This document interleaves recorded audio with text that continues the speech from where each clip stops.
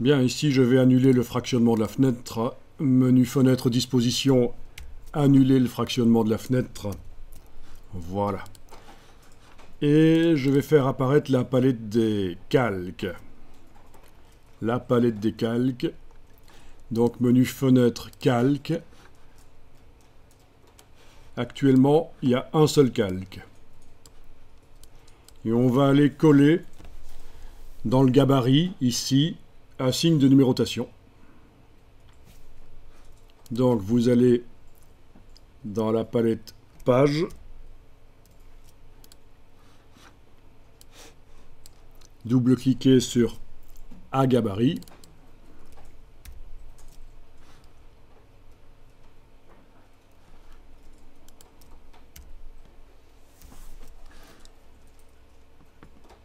et on va aller le chercher dans l'autre document. Vous l'avez toujours ouvert, ce document sur lequel on a travaillé précédemment.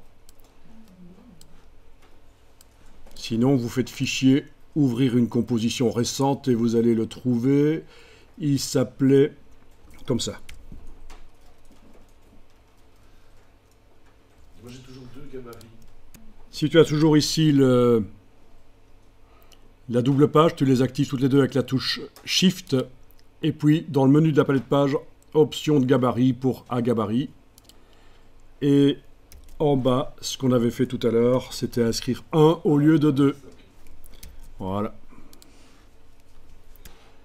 Donc, vous êtes dans le document qui porte ce nom-là. Je vais déverrouiller les calques.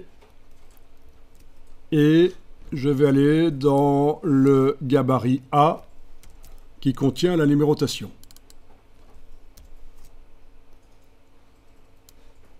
Donc la numérotation, il y en a deux, une pour la gauche, ah ben non, il n'y en a même pas à droite dans ce cas-ci. On n'est pas allé au bout du processus dans ce document, mais en tout cas, la voilà, la numérotation, c'est ceci. Édition, copier. Et puis on retourne dans le document ici, et n'allez pas trop vite.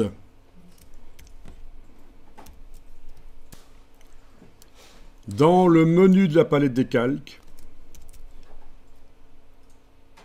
vous avez une option qui s'appelle « Coller selon les calques ». Si elle n'est pas enclenchée, quand vous collez, ça va arriver sur le calque actuellement activé. Par contre, si elle est enclenchée, ça va faire quelque chose de très intéressant. Là, elle est enclenchée maintenant. Si je retourne dans le menu, je vois un petit V en face. Et ça existe aussi dans Illustrator, c'est très pratique. Quand vous collez, l'élément va aller directement sur le calque qui porte le même nom que dans le document d'origine. Sauf que ici, il n'y en a pas de calque qui porte le même nom, le calque numérotation. Donc il va le créer. Vous collez, édition coller, et voilà, le calque numérotation a été créé tout seul. Ça, c'est l'option coller selon les calques. L'élément va sur le calque qu'il occupait dans l'autre document. Et si ce calque n'existe pas dans ce document-ci, il le crée.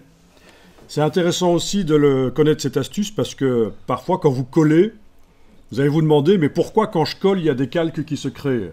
C'est parce que ceci est éventuellement coché, donc. Il fallait coller sur quoi? Donc on est dans le gabarit, on a collé dans le gabarit, et bien sûr, on va ici le déplacer. Je vais peut-être même l'agrandir. Voilà. Et on va le déplacer en tant que numéro de page, quoi. Voilà. Il n'est pas interdit de le mettre en haut à droite, par exemple. C'est pas toujours en bas. Voilà que ça doit aller. Bien.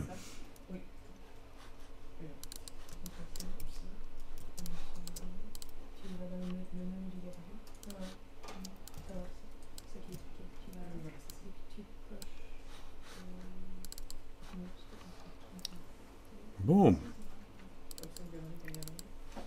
Les numéros de page, ils peuvent même être inscrits dans le filet. Si on a un filet.